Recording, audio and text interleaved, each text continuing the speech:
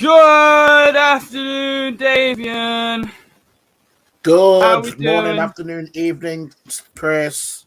Wherever you may be. Welcome to the TimeOut podcast. I am your host, CJ, and I am No with... longer banned on Twitter. No longer banned on Twitter. Yeah, I said the M word. The Well, M, it's fine now. the M, The M M. word. The M word, yeah. The Memphis. It's been a crazy week in NBA. LeBron is now out with an injury. Yep. Carmelo managed to hit 27K career points. You got the Utah Jazz, who are like hovering around 500 for the last 10 games. You got Houston Rockets, who are losing like Everything. 2011 Cavaliers levels. Mm-hmm. Atlanta Hawks are winning. And trades are happening, but not really happening. Like in the last week, we've had like 3 trades. It feels like there's been more happening, but there hasn't.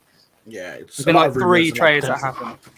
A lot of rumors, which we will go over later. But let's go over the week first. Let's start with Sunday, Davian. You had Golden State Warriors versus the Utah Jazz. Curry absolutely dominated with 32 points. You had Andrew Wiggins adding to that with 28. Green had 11 points, 12 rebounds, and 12 assists, so he had a triple-double. You had Gobert and Donovan Mitchell with 24, 23 with Mike Conley. And like I said, that even before this week, the week before, Utah were 5-5 in the last 10. Mm-hmm. So they're really slowing down now. I think they're still the top seed.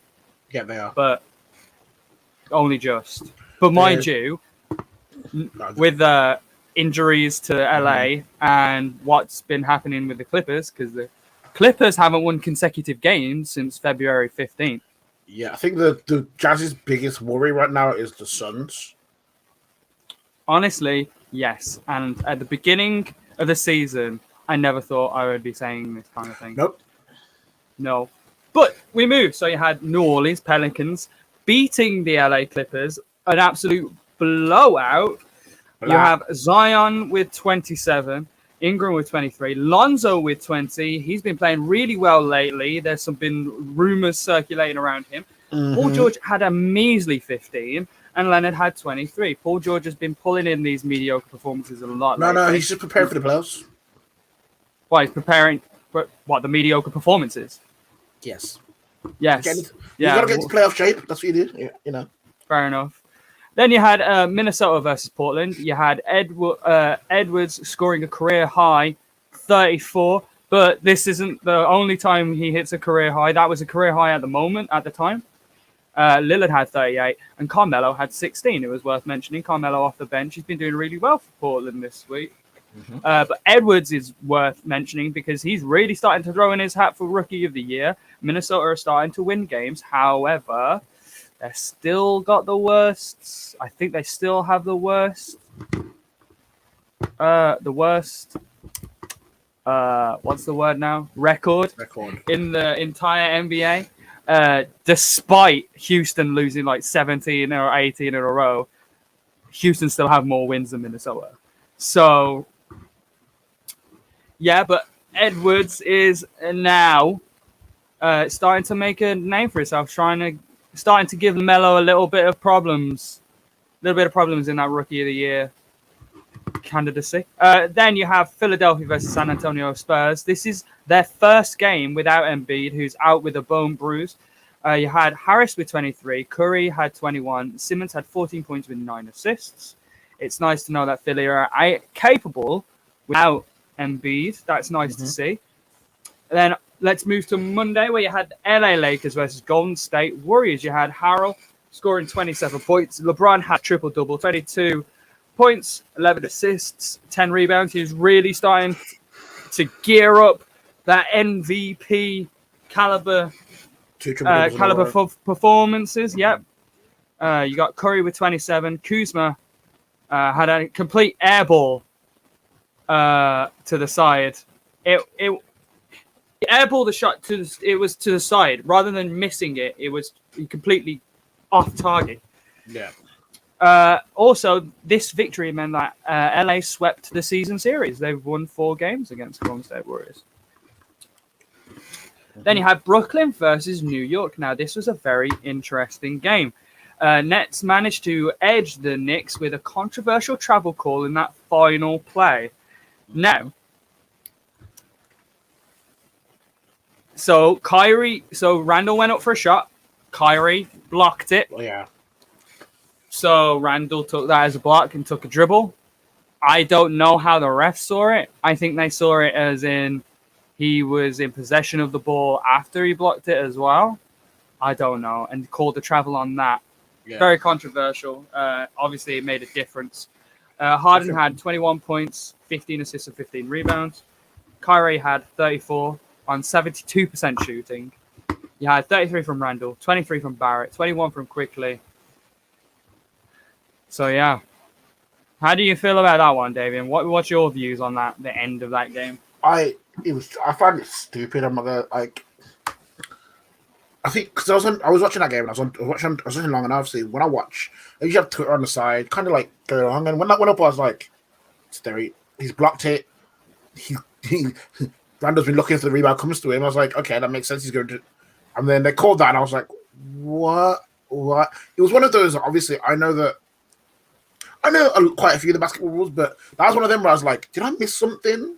Did something happen? And then no one could explain what happened. Damian Lillard was on Twitter like, wait, what? Like, when I'm seeing people like Dame, like, no, wait, what just happened? That didn't make sense. I kind of hated the fact that even Damian Lillard was bad. It was one of them as well. I was thinking the game was so good though that it was a really good game. I was so annoyed because to end on a ref decision would just be. It's one of the stupid decisions where it's like, okay, it's ended on that, and obviously it's like you kind of taking that last because that like Kyrie obviously was getting the block, and obviously Randall's got it back, and like you kind of want to see what happens next, and that's the bit where you're like, okay, let's see, and then they make a weird call. It took that because obviously he went back down and took a dribble, and then that was it. We don't know what happened past then. Randall could have missed. Randall could have scored and won the game. It would have been nice if we let the players decided that rather than the refs who decided to call. Yeah, like I want to see a game end. I've seen them call for less. I've seen them call for I've seen more travels getting not called. Wait, 1 second. Is that what I mean? When was that game? What day? What do you mean, what game? What day was that game on? Monday. Okay. They might have had another game since. I don't know. I can't remember. Then you had the LA Clippers versus Dallas Mavericks. You had Paul George with 15 points again, shooting 27%. Luckily, Kawhi had 22 points, 7 assists, and 8 rebounds for an LA Clippers win. You had Luka with 25, Porzingis with 22. However, despite his bad shooting woes, Paul George did hit a clutch three that pretty much sealed the game. So, he might not be scoring much, but he is... Is this the last 20-second report? Yeah, the 2-minute report. 1 sec. So the official ruling... Yeah? If I zoom in, the official ruling they've given is that as Randall jumps in the air, Kyrie makes contact with the ball, but in their view, he does not dislodge it and does not cause Randall to return to the floor with possession. Therefore, Randall must pass or shoot before returning to the floor. Since he does return to the floor with the ball in his possession, this is a traveling violation. So that's what they've ruled. They've doubled down on it. They've doubled down on it too. So Kyrie hit the ball in his hands, but not enough to dislodge it apparently, and that's what not enough to dislodge it.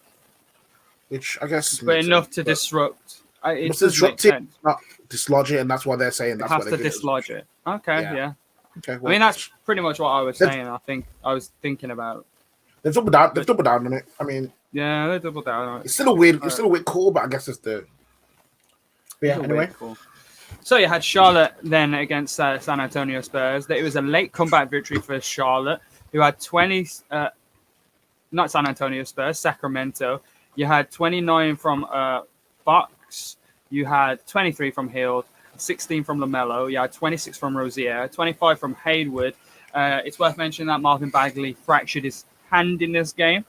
I don't know how Sacramento aren't really doing that well this season, but Bagley would be a huge. Like if they had any hopes they'd need Marvin Bagley in that lineup. But to lose him is probably a big blow to them. Then you had Milwaukee versus Washington. You had Giannis, who gets his third triple-double in a row. He had 31 points, 10 assists, 15 rebounds. Beal had 27 points. You had Russell Westbrook with 23 points, 17 assists. You had 23 and 22 from Middleton. And Brook Lopez for a Milwaukee victory. Then we moved to Tuesday. You had Portland versus New Orleans Pelicans. Dame had 50 to go along with a game winner. CJ, this is CJ McCollum's first game back. He got 10 points. You got 28 from Zion and 28 from Ingram in a loss. You had LA Lakers versus Minnesota Timberwolves. You had LeBron with another triple-double. 25 points, 12 assists, 12 rebounds. Anthony Edwards had 29 points along with Karl Anthony Towns, who had the same. And Harrell had 25 points. That's his second consecutive game where he scored above 20. I think it was 25 last time as well. Harrell really, in AD's absence, really started to step up, which is good to see. Then you had Philadelphia versus the New York Knicks, obviously. A game removed from that heartbreaking loss. You had Harris going off for 30. Randall had 19 points, 15 rebounds, and 8 assists. Curry had 20. Seth Curry had 20.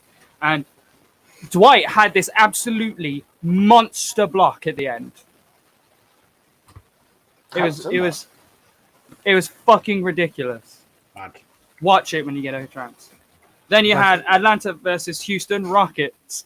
Going into this game, this game was the one that made the Rockets on a 17-game losing streak. Young only had 13 points, but they got 29 from Gallinari. It's worth noting that Houston still have a better record than Minnesota. Oladipo also had 34 points in this game, which is valid because we're going to mention him in the trade rumors a little later. Then you had on Wednesday, you had Brooklyn versus Indiana. You had Harden with a 40-point triple-double with 10 rebounds, 15 assists, which is the first 40-point triple-double for the Nets since Vince Carter. No Kyrie. They are now on a 5-game. Well, as of this game, was on a 5-game winning streak. You had Carrots gone. How do the Brooklyn look better the less of their big three that play? I don't know, but stick Harden out there. Harden seems like the best player for them. I mean, KD's out with injury, but it's very clear that Harden seems to be the best player. Harden wants his ring. Harden wants his ring. Damn it! Wait, but it's worth also mentioning that Karis LeVert had 19, Sabonis had 18, and Brogdon had 24. So Karis LeVert, I'm so glad. Got nice. So it's good. It's back. It's good. I'm so glad. Milwaukee versus Philadelphia. Milwaukee managed to win this one. However, Korkmaz managed to force OT after the Bucks were down by 19. They managed to storm back, get the lead, but Korkmaz scored a 3 to send it into overtime. But Giannis, did you see the sit down that he did? Yeah. Mm-hmm. That was just unreal, and he got booed like hell. Giannis had, by the way, 32 points, 15 rebounds, and 5 assists. Then you had Sacramento versus Washington. You had Fox with a game winner within his 28 points. Russell Westbrook with 26 points, 10 assists, 14 rebounds. Bradley Beal with 29 points. And you got 18 points from Barnes and Holmes. Then you had Golden State Warriors versus Houston Rockets. Christian Wood came back in this game. I wonder who won. I wonder who won this game. Right. Apparently, I was so confident in it. Like, I didn't even write down who won. But I know who won. I know who won. Wood managed to return. He had 21 points. Green had 16 points, 10 assists, and 12 rebounds. He's had a few triple-doubles within the last couple of games. Curry had just 18 points. You had 25 from Kevin Porter Jr. This was the game, however, that Steph Curry managed to injure his tailbone. He took a 3, kind of fell backwards. You know when you like fall and you like sit right on your tailbone? Yeah. Yeah. It's bruised his tailbone. Although it might be worse than that. Who knows? I'm not sure. He's out for a little bit, nursing that. But as we see later on, it was no problem for them. I'd just like to highlight. Houston went 52% from free throws. They're going 25. They went 52% from the free throw line, 25% from three.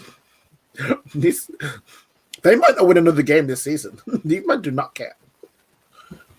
Honestly, I have never seen a worse team since the 2011 Cavaliers. And by the way, that team did not have an all-star. Yeah. Like, they didn't have a John Wall. They didn't have, although DeMarcus Cousins has left the team as well. They've traded PJ Tucker, which we'll talk about. They're just giving up. Dallas versus LA Clippers. There's tanking and then there's this. There's tanking and then there's this. This is different. Dallas versus LA Clippers again. You got Luka with 42 points, 9 assists, Kawhi with 20 points, and Paul George with 28. So not a bad game, but Dallas ended up winning that. Luka owns the Clippers. Yeah, I mean, have you seen his haircut, man? He's always getting in a fight with Clippers. You sent me that, and I hate it, but it's great. I know. I love it. Then we had Charlotte versus LA. This was LeBron and Melo's first game heading head-to-head. You had LeBron with 37. LaMelo had a great outing with 26 points, 7 assists, and 5 rebounds. Gordon Hayward had 7 points in 36 minutes. But it's not like he shot badly because he only took 8 shots. 10 assists, 9 rebounds. Which is good, yes. Don't get me wrong. He actually was 1 rebound and 3 points off a triple-double. It was. That'd have been the most on the. But yeah, he's got a different role with Charlotte. And yeah, do you see how for how much money they're paying him though? Yeah, he needs to have more output. But it was LaMelo's conversation about facing LeBron. Like they're like, "Are you excited?" He's like, "Nah, I don't really care." No. I was like, "Oh, okay." No. This is a kid that's had the limelight on him. He was excited to face LeBron. There's no way you're never excited. I generally think he believes his dad's better than LeBron in his mind. I feel like he's grown. Come on.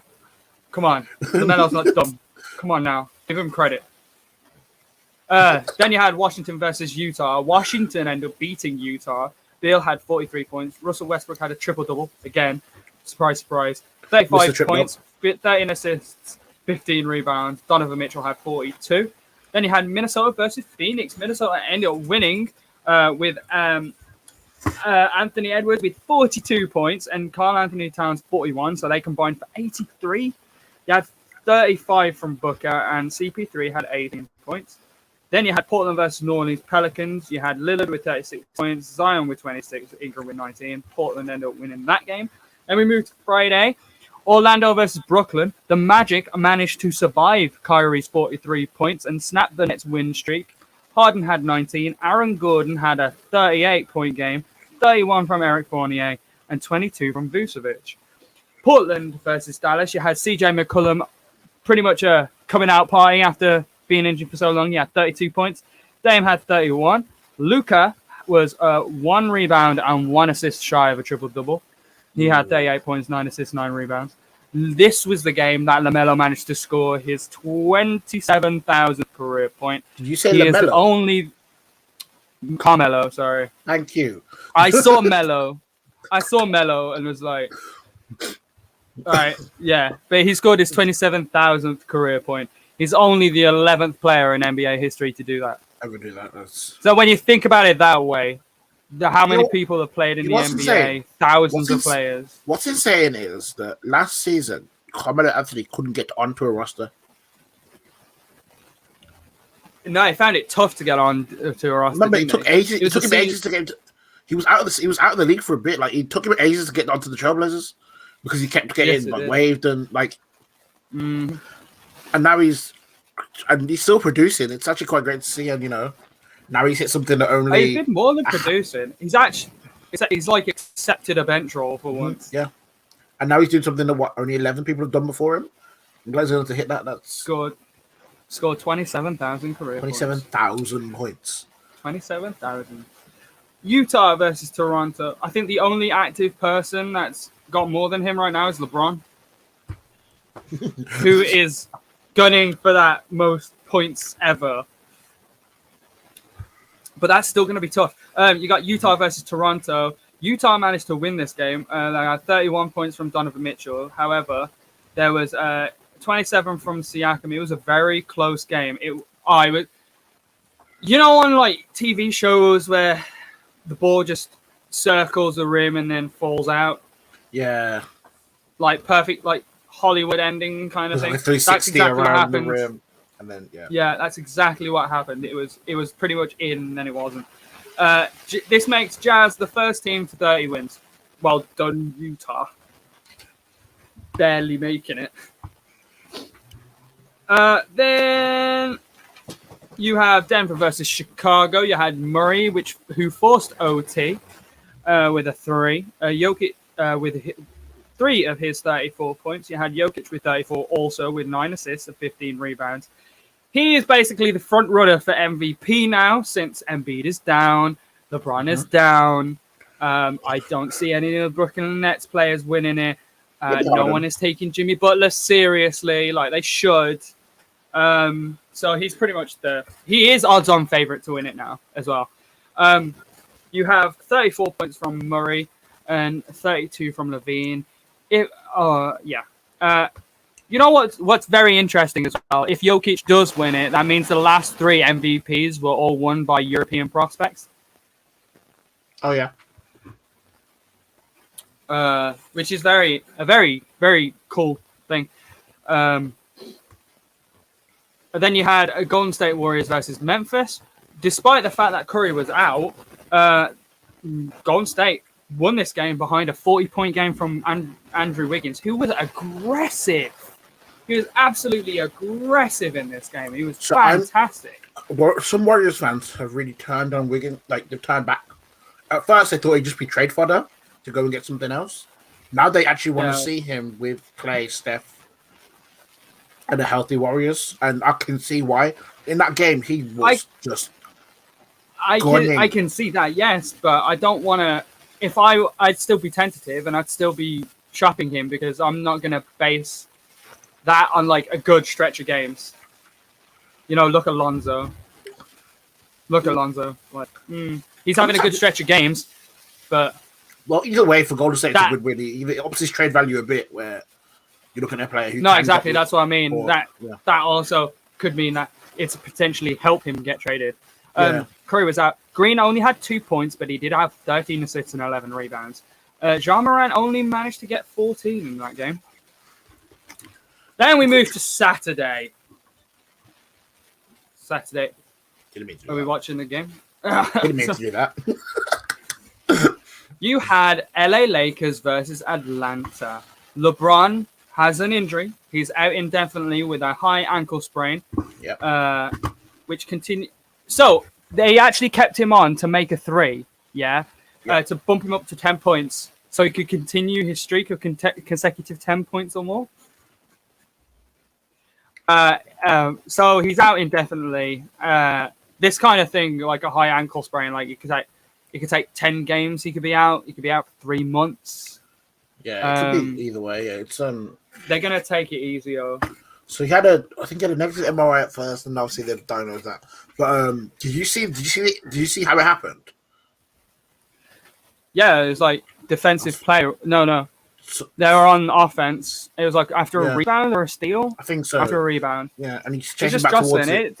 It's the way Solomon Hill rolls. The second he rolls over the ankle, the pain that was in, I was like, yeah, that's even like I know LeBron has the Iron Man tag where he can come back from pretty much anything. But he is getting old now, and they didn't have him that much rest, and he was an All-Star game. Like this is the thing that we've been worried about. Yeah, and I think he's still putting in an MVP season. But it was the pain he was in. I was like, yeah, that's. But this means that, I know that pain. I have been out with an ankle sprain, and it fucking hurts. Painful. I have permanent ligament damage because of an ankle sprain. But that now means the LA Lakers have no LeBron and no AD. And last time I checked, the 6th seed ain't that far away from LA. They could find themselves by the end of the season, maybe in the play-in tournament. Maybe. They're 3 games above the Trailblazers in 6th. Yeah, so, but like I mean, I can see the I can see the Lakers losing a bunch of games. You know what? In the next I don't see that. I generally think. Okay, so who've they got? Okay. They've got the Suns. I think they go 500, but I don't think they'd. I think okay, they yeah. could, I think 500 is fair. 500 is fair. I mean, they have got some of the games they've got where it's like the Suns or Philly. I'm like, okay, that's definitely a loss. Mm-hmm. Ah, thank God. Whew. Anyway, yeah. So some of them games are definitely. Yeah, some of them games. The Suns of Philly, I'm not going to lose, but I think. So the way I see it, if the Lakers can use this, obviously having LeBron and AD out right now is not what you want. You want them in there, controlling stuff. But they can use this opportunity to give guys like Kuzma a bit more confidence. Kuzma, Horton Tucker, obviously working things around Caruso, working things around Trez. This is their chance to. Basically, this is where the people have to step up. Oh, they're fine. They've got Caruso. What am I talking about? They're fine. They got the go. It's fine. Oh God, stop! Please don't. He's not the one. No, you're right. It's Tyler Hero. Thank you. Thank you. But I think if you're the Lakers, this is actually you have to try out something different. Look at the obviously players like Kuzma who Trez. Them players can step up and give you big games. And I think it's going to be basically any game that's going to be even will be tough in the fourth quarter because they don't have LeBron to run that. But if LeBron can obviously rest up, get himself better, AD can get rest up and get better, like that'll give them the rest they needed either way. And if these players can step up, then because the Lakers were playing great, they were playing great basketball before obviously this injury, and Kuzma started to step up more, Trez stepping up more. If they can continue that, especially when they're getting more of the ball, more shots, we'll see. You'll probably see bigger games from Kuzma, and then hopefully, because LeBron and AD can just slot right back into the team if you mind playing well. Also, if Kuzma does score 45, I don't want to see. If he scores like 40, I don't want to see a post-match interview from him. His interviews are bad. Yeah, that's cringy, man. Right, let's move on. We got Milwaukee versus San Antonio Spurs. This was PJ Tucker's debut. He had 12 minutes. He scored 0 points. But that's not why they brought him in. I know, but I thought you were gonna. I didn't see the stat line for that game. So when you said that, I was like, 12 good minutes. What did you do? Oh, 0 points. Never mind. It's his first game. They bring him in as a defensive guy who's for corner threes. He had one corner three and he missed it. But once he gets integrated in the whole offensive scheme, I think it'll be fine. This was also Milwaukee's 6th straight win. They had 21 from Holiday, 26 from Giannis, 23 from Middleton. You had 22 from DeMar DeRozan and 31 from Lonnie Walker. Nice stuff from him. Then you had LA Clippers versus the Charlotte Hornets. LaMelo had a measly 13. It was a bad game for him. He had air balls. He was giving the ball away. Hayward had just 17. Kawhi had just 17. Paul George had 21, but that's fine because 7 players were in double digits for the LA Clippers in this game. Kawhi, so managed Marcus to win. Morris. That's Kawhi, Marcus Morris, Zubac, Paul George, Nicholas Batum, Terrence Mann, and Lou Will, all in double figures. Mm-hmm. Whereas Andy, wow, 6, 8. Oh, anyway. Oh, yeah. Just gonna get off my screen. And the last game we're gonna go over this week will be the Philadelphia 76ers versus Sacramento. Philadelphia dominate despite not having Simmons or Embiid. They had 29 with Harris, 28 with Shake Milton. Even Green had 18 points. He was 4 from 6 from 3. Ooh. It's really nice for Philly to know that when their stars out, they're still competitive. That's good. They need to do that to keep their top seed within the East. They do look good. They look really good. Yeah, there's not really much to say about that other than they look really good. They've got they're deep. They're deep. They're 2 or 3 extra players step up. Danny Green did his thing. Shake Milton came in and she's proved to be a good option. He's doing his thing. I think Tobias Harris is kind of trying to prove his worth, which is good because that contract.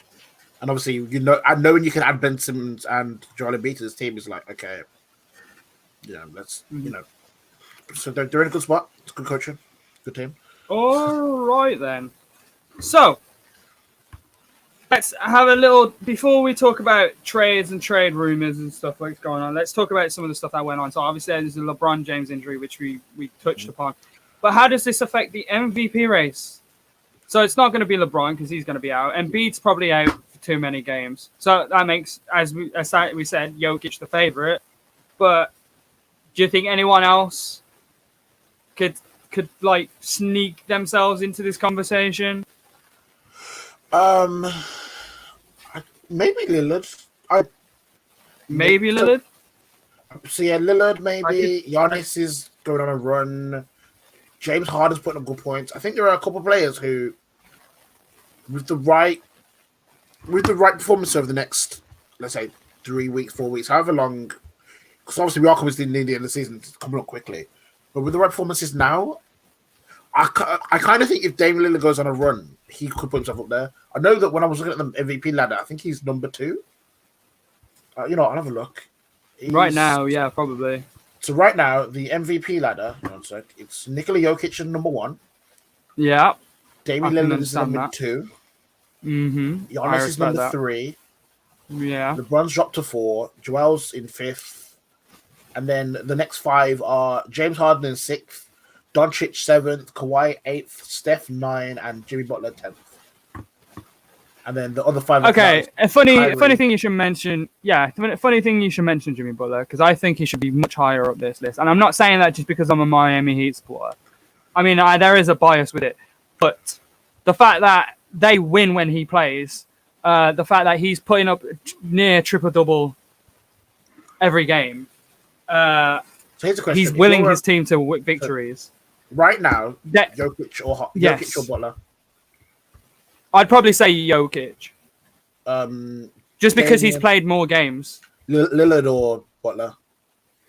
I'd probably say Lillard because of the same reason they've played more games. Are you saying that he's in the... Where would you rank him right now in that? I think... So, Giannis would be 3rd. I'd put him 4th. So I'd put him 4th. You'd put him above where obviously LeBron and Joel are now because they're injured. Yeah, but they're not going to get the MVP because they're injured. No, but I'm they're saying not. Like, they're just not. Where they are now. Unless they come back. You put them in that gap. Yeah, 100%. 100%. He'd be there for me. Who else would I put? I'd then put James Harden. Yeah. In my 5th spot. Yeah, I'd put James Harden there. I took issue when Stephen A said that Kyrie should be in the MVP conversation, because at the time the Miami Heat, within the last 10 games, maybe even longer, had a very similar record. In fact, they had the same record to the Nets. They were 9-1 within the last 10 games, right? Yeah. That wasn't because of for the Nets. That wasn't because of Kyrie. That was because of James Harden more so, arguably. Kyrie is a huge point. Kyrie is a huge part of it, but it was mostly Harden. Jimmy Butler was that. Mm-hmm. Jimmy Butler was that winning. Miami. I was going to say, here's my argument against Kyrie. So, when we talk about Jimmy Butler in this conversation, obviously he's one of my favorite players. Like, in terms of personal favorites, he's probably in my top 3. But I love LeBron. Potentially, there's Lillard, Steph, and then Butler's right there. But for me, the argument that Butler has that makes it strongest for MVP, if you include the triple-double stuff, it's you take Kyrie out of Brooklyn still win. You take Jimmy Butler out of Miami. You take Jimmy Butler out of Miami, and they went on a run where they were out of the playoffs. They were 4 and 17. They were doing they couldn't win games. We were questioning what was going on. We bring Jimmy Butler back, and they're 4th in the East. To me, if we look at it, the most valuable player as not the best player in the league, because we know that that's not what we rank it for. We rank it for who's the most valuable player in a team. That's a debate in and itself. And that's the thing. We know that it's not always that. But if you look at it purely, who's the most valuable? Jimmy Butler is the most valuable to the Miami Heat. More if Kyrie's out, they still win. We look at teams like Philly. Philly could take Ben Simmons and Joel Embiid out of their team, and they've got a good enough team that they still win games. We took Jimmy Butler out of Miami Heat for those games, and the team didn't click in the same way because they were missing that. He's a mass. He's like the cog that makes the whole engine go round. Yeah, And so I feel like we're both in the agreement that as when it comes to most valuable, yeah, who's most valuable to their then he's up team, there. Yeah. Jimmy Butler is probably the most valuable. It's always my I'd problem with also argue MVP. James Harden because we had So Brooklyn. for me, Brooklyn's record with and without Harden is a bit sus. for me, the top four right now would be Jokic purely because of his numbers and what he's doing and the way he's been doing this season. So I think right now he's probably the number one because what he's been doing. Well, I think he technically, for me, he probably should have been up there before even LeBron James got injured because I think it's valuable. Then I'm looking at Harden, Lillard, and Butler as three players who have been doing amazing things this season. And if you take them out of their teams, I don't think their teams are where they are. Like, nope. Like obviously, like Portland have managed to come back to the point that they're what 3 games back from the Lakers. They're 5 games back from number 1 seed. He's done that without CJ. He's done that without Nurkic. But yeah, and he's been putting in like these 40-point games. So I think that he's up there. Butler has come back. He's re-energized the fucking Heat. Suddenly they're back to where they should be playing basketball. And James Harden, he has, even in the games where Kyrie's been dropping maximum points, it's been Harden that's really been the difference maker in these games. Yeah, he's still getting triple doubles and stuff like that. Mm-hmm. And running the offense. And so to me, I think with LeBron being injured, and realistically, LeBron's looking for postseason World Championship. We know that. That's where he is, what he always does. And right now, with the injury, he's not coming back anytime soon to rush it, because why would he? With LeBron, I know that even if they go into a play-in, LeBron's pretty confident that some extra games he want to play. He knows that the Lakers can come through with that. Obviously, they'll want to keep a playoff spot that favors them, but it depends on how long the injury is. But LeBron and AD are probably not come back till the end of the postseason. Embiid, they're not going to risk it. So when you're looking at that now, I think that right now it is Jokic number 1, and then those 3, I'm interested in James Harden, Lillard, and Butler. Those 3 could, depending on who does whatever in the next couple of months, I think those will be the top 4. And then, the thing is, the more Butler performs, the more, because watching Miami with him and without him is so different. It's a credit to him in the way. It's a credit to him in the way he obviously plays basketball. Helps the team operate. Mm-hmm. Also, sometimes, right. Also, some of the things he does gets underrated because it's not 40 points every night or 30. No, his style of basketball isn't flash; it's fire. It's not pretty, but it's effective. It's style. It's substance over style. And it's not flash; it's fire, is what it is. It's fire. It's fire. Fire. Speaking of Heat, so let's speaking of the Heat, let's talk about trades, because the Heat were the first team to make a trade this week. So not a surprise.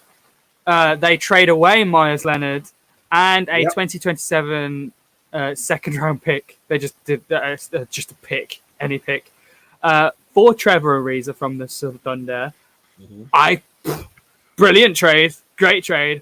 Yeah, I mean, great. The Myers Leonard would have been a PR nightmare. Thunder have said that he's not going to be taking part with any basketball activities. Mm-hmm. Trevor Ariza is a great defensive. This Miami Heat team, man, like offensively, it's not the best, but defensively, you got Iguodala. You got Butler and Bam. You got Iggy, you got Ariza, you got fucking... Oh my goodness. Oh my god. Avery Bradley. If I'm Brooklyn, I'm sure. That starting lineup of Avery Bradley, Trevor Ariza, Andre Iguodala, Butler and Bam. Like, yeah, I'm not going to lie. Have that up against the Nets. Have that up against the Nets. I'm not going to lie. That looks...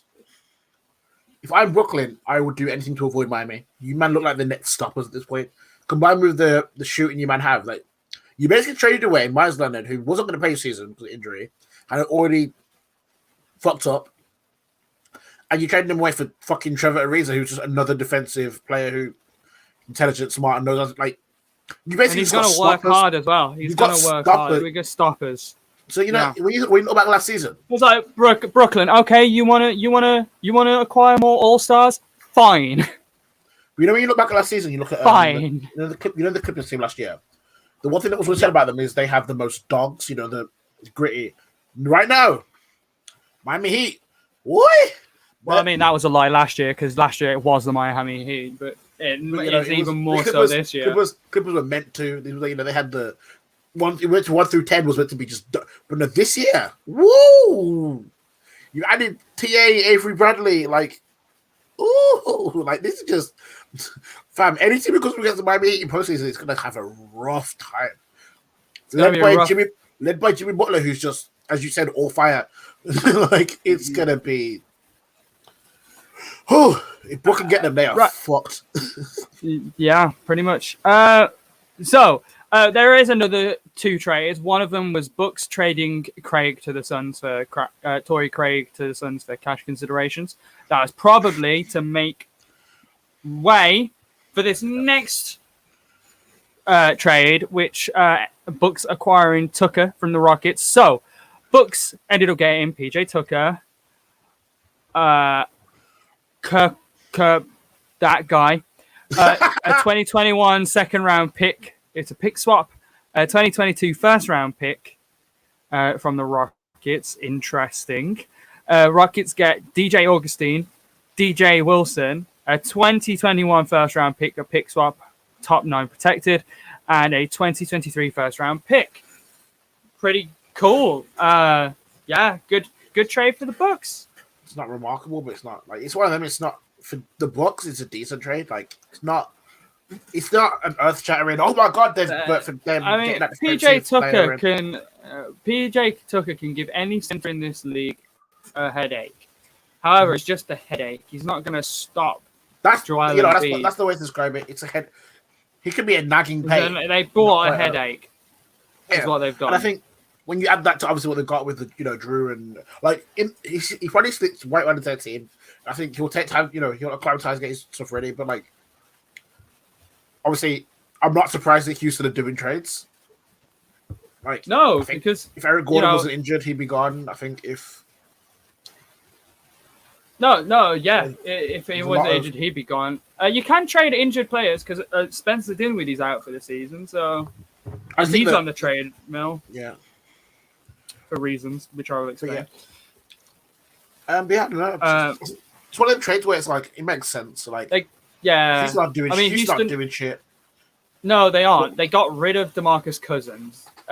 They're shopping Oladipo weirdly. In fact, should I go on to that? Actually, yeah, should we go on to trade rumors? So I don't know what the fuck the Rockets are thinking. Right? So they're shopping Oladipo, obviously, because he becomes a free agent at the end of the year. But they're asking. So they're asking for top assets, okay? They're asking for top assets. Now, one of the teams that really want that have been like one of the favorites to get Oladipo has been Golden State Warriors. Now, when I say top assets, I mean it's alleged that the Rockets have been asking for Wiseman and the Minnesota pick. No team is going to give you their top assets for this guy who may not re-sign next year. He also turned down the extension. Yeah, exactly. He's not going to re-sign. No, he's not going to re-sign. He may or may not re-sign. You're not going to get top asset. Let alone these assets from fucking Golden State Warriors. It doesn't make any sense. They need to lower that asking price. They need to do it. Otherwise, they're gonna just end up losing him for nothing. Fam, they got Oladipo on a fucking multi-team trade. He's clearly not the he's not the highest fucking. And they're acting as if he is their star player when their man have lost how many games in a row and he doesn't care. It's dumb. It's dumb. He's probably the most high-profile guy on the trade mill right now. There's no superstars. I mean, however, Kyle Lowry He is. So reports are saying now that Kyle Lowry trade is very unlikely. It seems that the Raptors want to continue, see how well they do this season. They'll let him go at the end of the season. But there's conflicting reports saying to watch out for Philadelphia. I feel like the Raptors would send him wherever they'll take his thoughts into account. I feel like if he wants to go to Philly, they'll try and get him to Philly because they owe that to him. He loves the organization. The organization loves him. Like if he wants to go home, they'll send him home. But if they want to continue, if they want to continue to see how it goes this season, then sure, go for it. They could still make the play-in. Mm-hmm. So there's that Kyle Lowry one. You got the Dinwiddie trade. So he's out for the season, but apparently the Miami Heat want him, and apparently, right? So you get a guy like Kendrick Nunn, who, let's be honest, the Miami Heat may not sign at the end of this season because he's going to be acquiring quite a bit of money. He's young, he's a good player. So instead of letting him go or having to pay a substantial amount, they're thinking about trading maybe Kendrick Nunn for Spencer Dinwiddie. Hope he opts into a $12 million contract. But there's so much here that just doesn't make sense. Number one, that's if Spencer Dinwiddie decides to opt in. Also, that means sending Kendrick Nunn this season, a healthy Kendrick Nunn, to the Nets. Why would we do that? Let's just making them better. We don't want to do that. That's dumb. So I'm this Dinwiddie trade bollocks isn't working for me. If I'm the Miami Heat, I ain't doing that. Get lost. Yeah. Anything to add to that? I'm not trading with the Nets right now. Like, I'm not adding. I'm not trading with the Nets. They've got enough assets. Yeah, but one team. Enough. Yeah, they literally have enough. But one team that apparently doesn't have enough assets is the LA Clippers. As I mentioned, the LA Clippers haven't won consecutive games since February 15th. They want a bit of a ball handler. They want someone to take care of the offense. And it just so happens that LeVar Ball says that Lonzo really doesn't like New Orleans. He hopes he gets traded. So there's a lot of talks going on.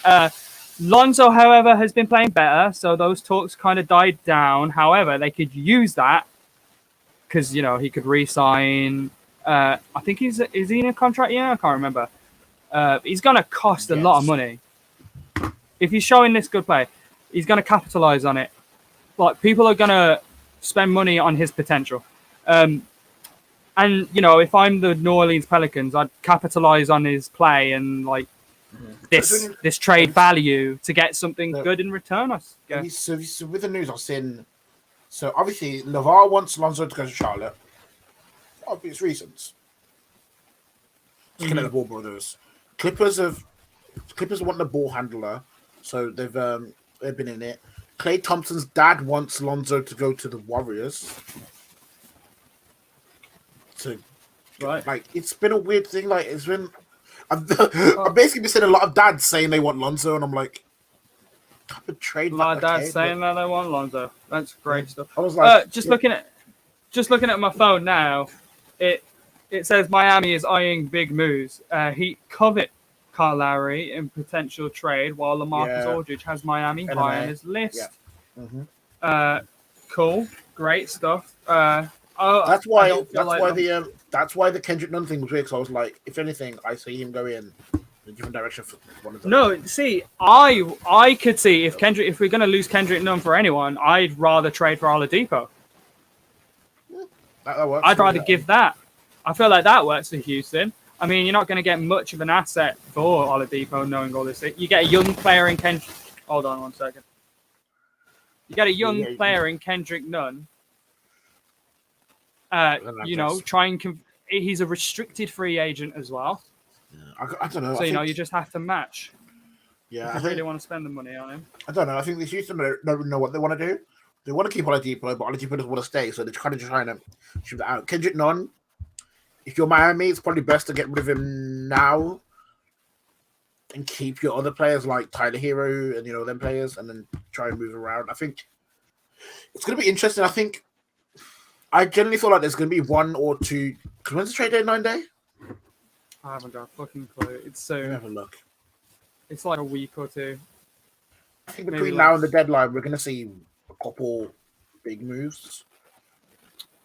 Oh March yeah, I mean, 25th, so it's 4 days. I mean, So 4 days. Wow, so a lot's gonna happen. We're Everything's gonna have gonna a look happen. about it. It's gonna be. We're gonna see a lot. These like a lot of these rumors. We're gonna see some movement now. We'll see some offers. I want to see. Yeah. I think the Heat are in a position where they can make a move. And can go pretty big, and I think it will help them especially come into playoffs. So I kind of want to see what they do. I want to see what Houston do with their team because You know what I'm very interested in?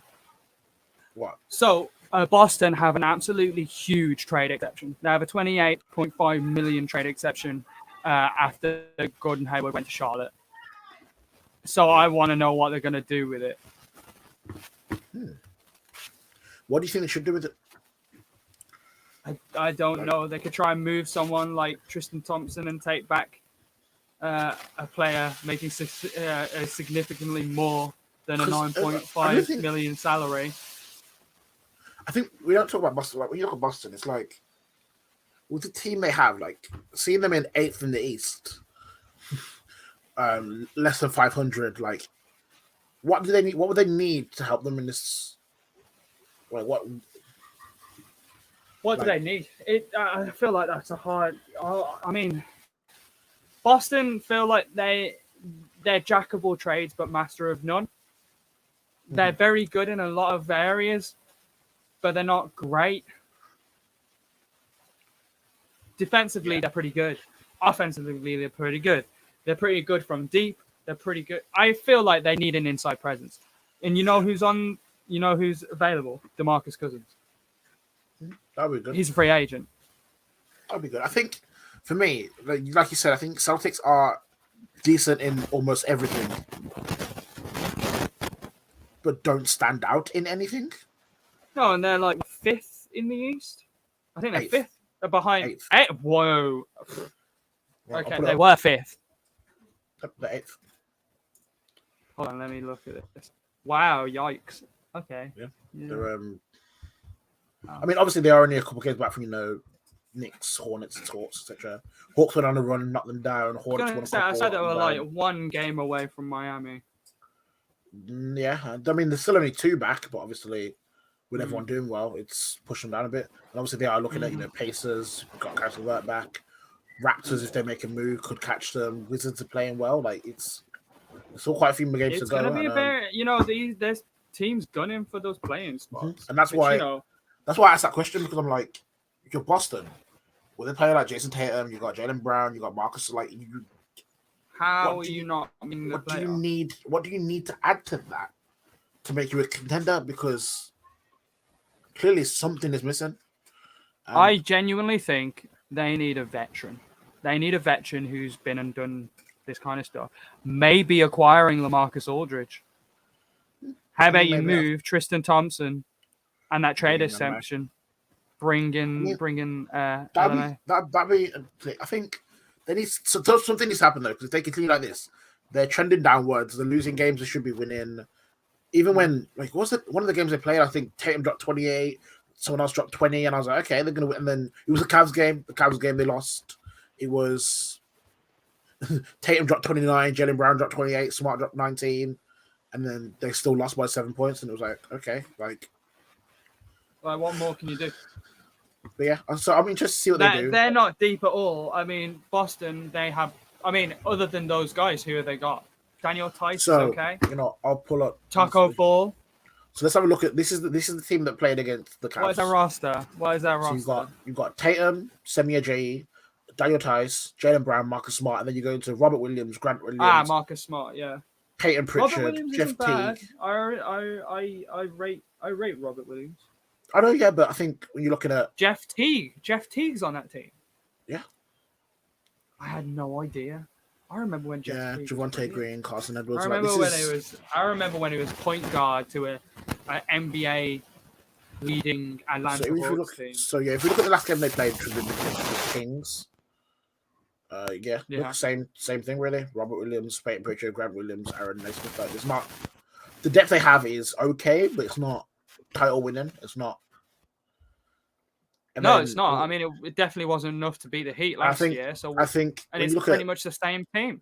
I think when you look at the team, like you look at Kemba Walker and Marcus Smart combined with Jalen Brown and Jason Tatum, like I think they were banking on development of their players, yeah, but I think like you know what? I they think have Easton's like right though. something to I happen. think the players are developing, and obviously Jalen Brown's having a good season. Mark Smart's doing Yeah, okay. Kemba Walker isn't where they want him to be, but he's still doing all right. And then Jason Tatum's doing what he's doing. But I think you are right in the fact that development's one thing, but they generally do seem there doesn't seem like there's a leader in Boston, no, it doesn't. Sorry, and that's I'm maybe the literally issue. so bright right now. Jesus. Yeah, the sun's hitting you right in the face, like it's like an angel's just. There you go. But yeah, There you go. but yeah. So I'm interested to see that. So, are there any more trade rumors? So we got to look out for the next 4 days because. Right. So, I mean, not massive trade rumors with Marcus Aldridge stuff. You still got the Vucevic stuff. You got Spencer Dinwiddie stuff I already mentioned. Grizzlies aren't typically buyers, but they managed to come away with Justice Winslow last time. There's so much teams to get into their playoffs. Like a lot of teams there's a lot of restricted free agents this season. So you got Lonzo Ball, John Collins has been in like trade talks. Lauri Markkanen, although I'm 90% sure. I'm not worried about the Chicago guys. You got Zach Collins, Josh Hart, Malik Monk, among the 2017 first round picks who haven't signed rookie extensions. You got this is one as well. So there's actually been trade buzz around Terry Rozier because obviously you have the emergence. Yeah, you got the emergence of LaMelo Ball, and they're like, why not? So let's go full steam ahead with LaMelo, give him plenty of space, trade away Terry Rozier. No, that's dumb. Terry Rozier is playing really well for you guys. Keep him around. Keep him. They're playing well together. Keep him around. If you have too much guard depth, you have a restricted free agent this summer, Devontae Graham, who isn't that good. Just trade him. Duncan Robinson and Kendrick Nunn are also making $1.6 million, and they're about to get much more expensive for the Miami Heat. But I really do not. I think Miami Heat will pay whatever they want to get Duncan Robinson. Is he restricted? He will be a restricted free agent. But Duncan Robinson, I don't feel like Duncan Robinson will go anywhere other than the Miami Heat. Yeah. So there's that. Boston's huge trade exception. Can Golden State upgrade? Well, Curry's out. Can they upgrade anyone while they're out? Are the Bucks and the Heat done? Did Bucks need anyone else? Norman Powell, that's a name that's been thrown around. Eric Gordon. Yeah. Who else is buying? Hornets. How far will Orlando and Sacramento go? Do they? Right, this is do or die for Orlando or Sacramento's season now. Do they go all in and trade away Nikola Vucevic? Do go all in on a rebuild and trade away Nikola Vucevic? Potentially Aaron Gordon, Mo Bamba, Terrence Ross, those guys. Same with Sacramento. What do they do? Do they trade away some of their pieces? That kind of thing. Who is going to settle for a buyout? So you got Andre Drummond and LaMarcus Aldridge who have been shelved. But their salaries are so large that their teams might have to go into the buyout route instead of trying to trade for them, which is interesting because if they do buy them out, then that means anyone can literally sign them. Yep. It'd be like a free Mhm. for all. But if I'm was it? If I'm the Cavs and I'm the San Antonio Spurs, I'm trying to get anything I can for these players. So I mean, if the Heat are eyeing LaMarcus Aldridge, maybe they trade away Kendrick Nunn. Maybe, who knows? Although I'd be Yeah. sorry, I'd be sad to see Kendrick Nunn leave because as a Heat fan, like he was so good last year. Although it was plain to see we didn't really need him in the playoffs. Mm-hmm. He barely played. Mind you, when he did in the, I think he got given minutes in the series, the LA series, and some of the Yeah. Boston series. He did Yeah. all right in the LA series. I mean, he wasn't great, but yeah, he's definitely a more regular season player. I think he plays really well in the regular season, but I guess Spoelstra just didn't see him in his playoff rotation. He is a bit of a liability defensively. Not gonna lie. But then again, you could argue so is Tyler Hero and Duncan Robinson. However, I feel like Tyler Hero and Duncan Robinson's upside is much more than Kendrick Nunn's. Yeah. Especially, I can't believe I'm saying this, but especially Duncan Robinson, because he's probably the most deadliest 3-point shooter, not called Curry, in the NBA right now. I don't think that's reaching if I said that. So you think he's better than Clay? He's not playing this season. Okay, so you're not carrying him in that. I'm not really counting Okay, him well, that. okay, that's fine. I'd probably say Clay is more deadly than Duncan Robinson. Okay, I mean, other than that, my brain was like Corey, Clay. I mean, but now I think.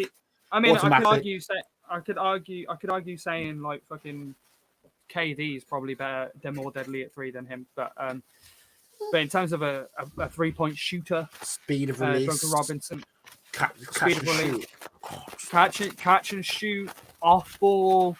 Duncan Robinson runs circles, right? Like he's got finding space to an art.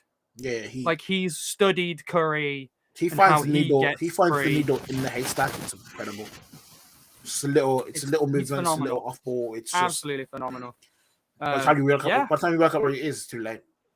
But yeah, I think you look at the trade. I think there are a lot of teams who like. I mean, there's only 4 days left, so it's kind of going to get to a rush. But there is a lot of potential and possibilities. You're looking at like, and I'm kind of interested. I want to see the Vucevic, Aaron Gordon. Does anything happen there? I think what's interesting is that with more parity. So because we've had these play-in, this is why I love this play-in tournament thing. Yeah, is because more teams are seeing the potential to go into the playoffs. So more teams are going to be trying to get those wins, which means it's more competitive, which makes it more competitive. The more competitive it is, the more teams believe that they can win. The more they do that, the more they're going to maybe hold on to players or try and trade players, which makes the trade market a lot less. And anything you do right now could make or break a season if it works, and it's beautiful. Like if you're in 11th or 12th, I mean, the right move to push you up to 9th, 8th, but the wrong move could take it out. I mean, you look at last season, you had Iguodala going to Miami. He was a great. I mean, in that playoffs, he had that 20-odd point game against Boston. Was it Boston? I think it was. Brilliant, a great acquisition. Yeah, I mean, it can make it. Look, this is where the executives make their money. This is what you gotta. This is where you gotta make the right move at the right time, and obviously, it's giving up. I'll be interested. I mean, next week, obviously, we're gonna have the trade deadline will be done. So this week, this year, the free agency market is interesting because you got Kawhi. Paul George? No, he resigned. No, he resigned, yeah. Kawhi, which will be interesting. DeMar DeRozan? I want to say DeMar. Kyle Lowry, obviously. Yeah, you got a bunch of guys. I mean, Giannis was there, but he signed Yeah, this Giannis year. re-upped. Asshole. So, for quick look. But yeah, who are our free agents this year? Have a look. 'Cause 2021 off season. I know that Giannis was the big one, but then he re-upped, so that was. Yeah, kind of ruined that, didn't he? Couldn't let me have hope for one more season. Couldn't let me have hope for just one more season. So the top players available next offseason.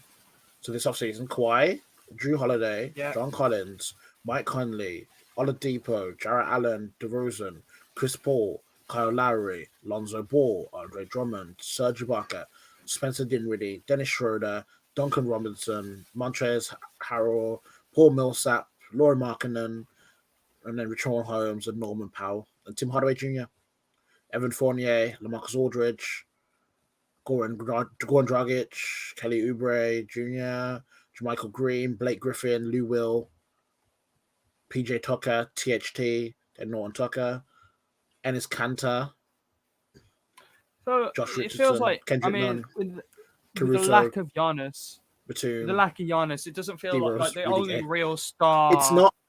It's is so. It's a lot Kawhi. of. Obviously, before the re-ups, this year would have been Paul George, Kawhi, and Giannis. But then Paul George and Giannis have resigned, so they're out of it. Kawhi is number one. Let's see what he does with it. Like in terms of, and obviously the other players have got a lot of mid to high. Like it's like not groundbreaking, but like a lot of decent pickups that could be done. They could definitely make a difference on a championship winning team. Yeah, that's the way to put it. And I think so. Yeah, but Kawhi's thing can be big. I don't know if he resigns. Does he move? Does he finally join up with LeBron? If Kawhi goes to the Lakers after snaking them, Skip Bayless might cry. To the Heat. Watch him go to the Heat. Watch. I mean, now imagine that team. Imagine that team. Kawhi, Jimmy Butler on the team. Kawhi, Jimmy Butler, bam. To be fair, defense.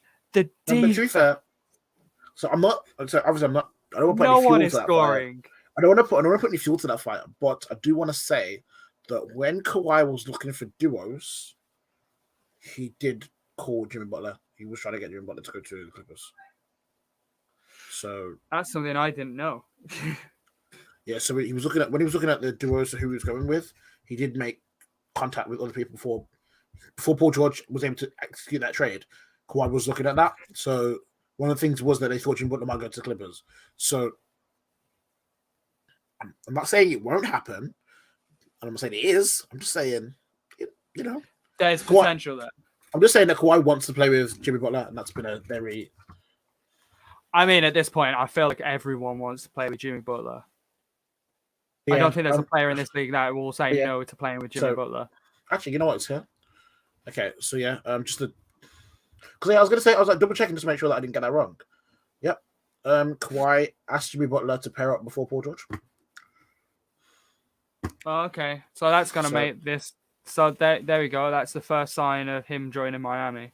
So Kawhi reached out to KD, Jimmy Butler, and Paul George. And I wonder what KD said to him. Now, so man, I'm with Kyrie this year, man. Gonna give Kyrie a go.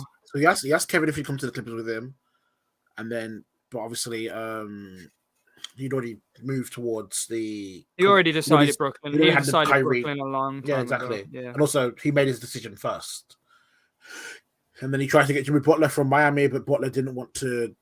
Butler had just moved there and was kind of happy there, so he went KD, Butler, and then Paul George. Paul George was literally his third option. Obviously, they're friends, but so in the free agency, we don't know. Maybe he might look at the Heat as a team he can jump on, and that'd be. Ooh. That'd be interesting. Sorry, this time next week, we'd have gone through the trade deadline. Yep. We'll know. So we'll know pretty much the fight. Well, maybe other than little bits and pieces here and there, but we'll pretty much know the final rosters for every team. Yep. There won't be any more trades after next week. Yep. So, yeah. Good to know. But I guess for now, we're just gonna have to take a timeout. I was prepared for that this time. All right, well, see you in a bit. Or we See do ya. timeout.